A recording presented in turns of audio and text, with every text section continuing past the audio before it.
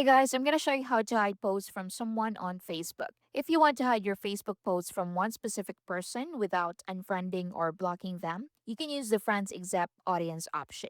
So to start, open Facebook, then go to your profile, then find the post. Once you find the post, tap the three dots on the post. Then from here, look for Edit Privacy or Edit Audience or Change Audience depending on your device. Then click on that.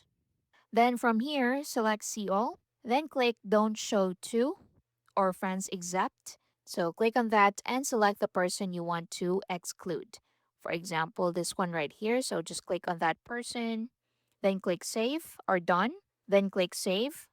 And your post will now be hidden to that specific person. Now, if you want to hide more feature posts from someone, so if you don't want a particular friend to see any posts shared with friends, so open that person's profile. So click the search bar and search for their name.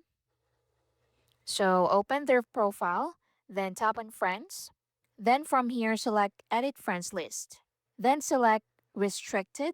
So add them to your restricted list. Then click on done.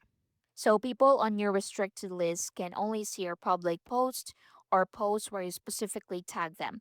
So they won't know they've been added to the list. Next method is to hide a new post from someone.